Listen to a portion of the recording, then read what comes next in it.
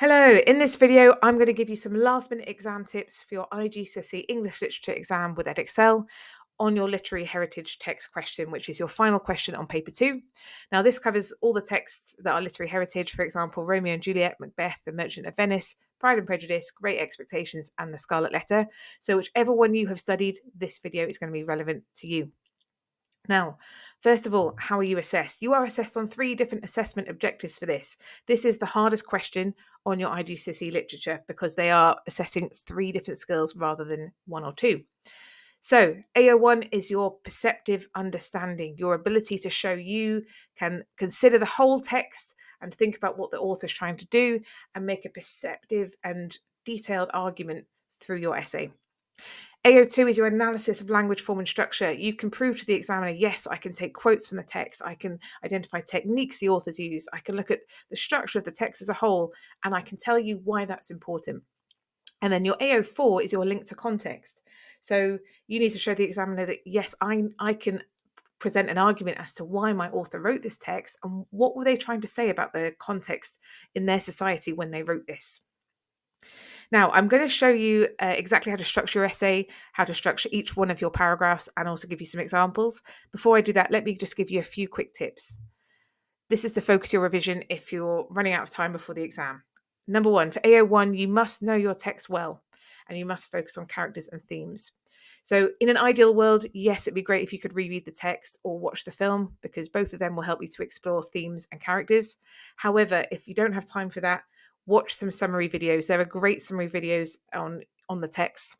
And as you're doing that, just take mind maps on the characters and themes, okay, so that you are aware of all the different kind of points you could make if those characters and themes came up in the questions.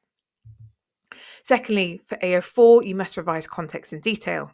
You need to be able to link to context when discussing a range of characters and themes, so the wider range of detailed contextual points you can make, the more prepared you will feel. Again, for all of those texts, there'll be context that you can revise online, but just make sure that you've got perceptive and detailed points that you can link to. Okay, try not to just go necessarily for the broad points, focus on detail when you can as well. Tip number 3, you must analyze language, form, and structure. If you're not confident with that, then you need to revise some of the language techniques that may well appear. So again, look back over your annotations that you've perhaps taken in the book or work that you've done with your teacher and focus on what language techniques do I need to be confident in identifying and then explaining the effect of. Okay, you also need to consider form and structural techniques as well. Lastly, when you're in the exam and you've chosen your question out of 2, one will be on a character, one on a theme. You firstly need to break it down. Now, I've given an example for Romeo and Juliet. It does not matter if you're not doing Romeo and Juliet. The same principle applies. The question types will be the same kind of thing, whatever text you're doing. So in this one, we've got a quote from Friar Lawrence. These violent delights have violent ends. Explore the theme of violence in the play. Now you can see, first of all, I've honed in on that word violence because that is what this essay is about. And that's how I can demonstrate AO1. So the first thing my brain did when I chose that question was, okay, now I need to think, why was Shakespeare writing about violence? What was he trying to say about violence in Elizabethan England when he wrote the play? Now, the examiners do try and help you. So you can see in the instructions, they tell you you must consider language, form, and structure for AO2 and refer to the context of the play in your answer. Okay, so they do that just to remind you to focus you before you start writing. Now, of course, once you've chosen your question, you've really focused on what they're asking, then you need to plan. Now, here I've just kind of done a brain dump. I'm not going to go into it in too much detail, but what I did is I started to think, okay, what kind of points could I make? What was Shakespeare trying to say about violence? What examples are there in the play about violence? Okay, there's some physical violence. It opens with a big fight scene. There's a big fight scene, in the kind of center of the play as well. However, there's also a lot of language of violence. For example, Lord Capulet, he uses very violent language towards his daughter. So I started to think of, okay, right, so it's what was Shakespeare trying to say then with this use of physical violence, but also violent language? I then just threw down some quotes that came to me, and I also started linking to context as well. Now, once you've got your kind of brain dump there, you can start to arrange it into clear points. And you think, what are my 3 best, most perceptive points going to be? Now, I'm going to show you how to structure your essay, and then I'm going to show you how to construct your introduction, body paragraphs, and conclusion. But first of all, this is how you should structure the whole essay. Your introduction should be about 3 sentences, explain your overall argument for AO1 and link to context for AO4. In the middle, you should have 3 to 4 main paragraphs. I'm guessing most of you will only have time for 3. I would only have time for 3, but 3 paragraphs exploring your 3 main points. Each paragraph must analyse language, form and structure and include clear links to context. You cannot miss either of them out for any of your paragraphs. Remember, they are specifically looking at can you incorporate these 3 skills throughout your essay. Finally, your conclusion must recap your overall argument and the author's intentions. I'm going to give you an example of how you can do this. So let's dive right in. For your introduction, you need to create a thesis statement from your plan. Now, this must focus on AO1. So this is your opportunity to prove to the examiners, look, I've got a perceptive understanding. I can make a clear and intelligent argument about this play and about this question. And it must include, ideally, AO4, again, just to show that you're thinking about the author's intentions. And also, you're going to prove to the examiners, I know the context and I know it so well, I'm even going to put it in my introduction. So here's a 3-sentence structure you can use. Sentence 1 is your overall thesis statement that encapsulates the main points you'll make. Okay, so what I mean by that is in your plan, you've identified what your 3 main points are going to be. Then you need to kind of think above that and think, well, why did this author write this in this way? What were they trying to say about this character or theme? Okay, and I'll show you an example in a moment. This should show perceptive understanding. Sentence 2, what was the author trying to say? How does this link to cultural context? And then sentence 3, you can very briefly, just in one sentence, explain what your 3 main points are going to be in your in your essay. Let me give you an example of what a introduction should look like. So in Romeo and Juliet, Shakespeare emphasises how language and cultural beliefs surrounding honour lead directly to physical violence and fatal consequences. Okay, so that is my way of showing that, look, I understand this play and I've got an idea about why Shakespeare wrote it in this way.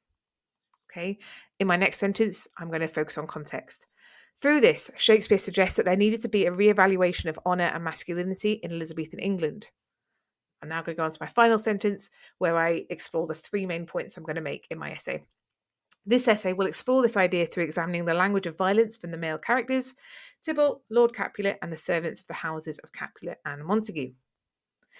Now, once you've done your introduction, it's time to move on to your 3 body paragraphs. Now, I know some people like a structure.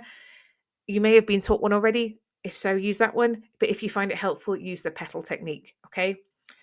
This means point. This is point in your evidence. This is where you show AO1. This shows that you have a perceptive understanding and you know the text well. You know where to find your evidence. Technique and analysis links to AO2. It's showing that you can really zoom in on that language and explore the effects of it.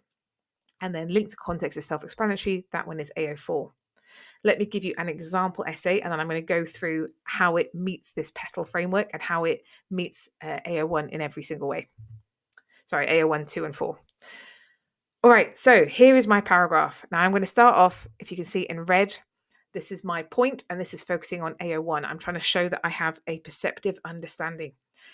Shakespeare uses the character of Tybalt to highlight how the emphasis on honour and masculinity in Elizabethan society was the main contributor to growing urban violence. So I've taken the question on violence and I've shown, look, I'm going to show you why Shakespeare did this. And I've even linked a little bit to context. Okay. Now I then carry on and you can see that before, we read through it individually, you can see that actually there's a lot of evidence in there. So the in blue, you can see the quotes that I've taken from the text. In purple, I hope you can see that. You can see the different techniques. So in one paragraph, I've explored rhetorical questions, iambic pentameter, alliteration, and repetition. And you can see, so what I'm doing is I'm incorporating that consistent analysis with that's consistent evidence with the analysis and identifying techniques as I go, all right, with a bit of explanation after each one. So you can see in Act 1, Scene 1, Shakespeare introduces Tybalt as rejecting peace entirely, saying peace, I hate the word as I hate hell, or Montagues and thee. The use of the rhetorical question shows how it's unquestionable for Tybalt to consider peace, and he then equates the Montague family with hell, showing how deeply ingrained this ancient grudge is for him. The iambic pentameter emphasises the words hell, Montagues and thee, showing how Tybalt considers the Montagues as despicable as hell. The repetition of the word hate, as well as the alliteration of hate hell, also highlights the strength of his feeling. Okay, so you can see I've incorporated evidence, technique, and analysis all together there. That ETA section is kind of intertwined. However, I'm then going to link to context. And you can see in green, this is why I've linked to context at the end of my paragraph. Urban violence was a significant issue in Elizabethan England due to the lack of policing and immature justice system, combined with the societal expectation that men should use violence to protect the honour of their household. Shakespeare uses Tybalt to highlight the futility of his strength of feeling in contrast to an ancient grudge that may no longer have any relevance. Okay, so that is an example paragraph. You would then obviously go on to your second and third one, and then you would get to your conclusion. So, with your conclusion, here are my top tips. First of all, start with a connective such as ultimately or in conclusion. Secondly, recap your thesis statement and add one sentence about the author's intentions. Again, just keep really focused on the question at this point as well. Here's an example. Ultimately, Shakespeare uses many of the male characters in the play to highlight how damaging concepts of masculinity and honour were in Jacobean society. Through Romeo and Juliet, he challenged his Elizabethan audience to consider the grave and fatal effects that this focus on honour and masculinity could have. Here are my final tips, everyone. So, first of all, am I allowed to take this text into the exam? Yes, you are. So that means, as I said, if you kind of have a panic and forget a quote, as long as you know where to find that quote quickly, you can skim through the text and find it. If you completely get a mind blank, go back to something like the prologue or a scene that you do know well, and see if you can find a quote on the fly. Okay, so you might be able to actually identify your quotes and analysis within the exam if you get a little bit of a panic once you go in there. Do I need to learn quotes? Ideally, you will know some because you need to analyze language. However, you have the text so you can check if you need to. Make sure you time yourself carefully. I suggest planning for 10 minutes, writing for 30, and checking your answer for 5, just to make sure that you've included those 3 assessment objectives fluently throughout your essay. Don't forget to focus on the 3 assessment objectives. They all need to be in your body paragraphs. And finally, take a deep breath. You've got this. You can do this. All right, thank you so much for watching this whole video and for all the love of my previous videos. Genuinely, I would love it if you would let me know how this video has been helpful to you. And after the exam, come back, let me know which question you did and how you think your answer went. It's not only helpful for future years, but it's also, I just love it. I love seeing how you've done and it makes me really happy. So thanks so much, guys. All the best for your exams. You have got this.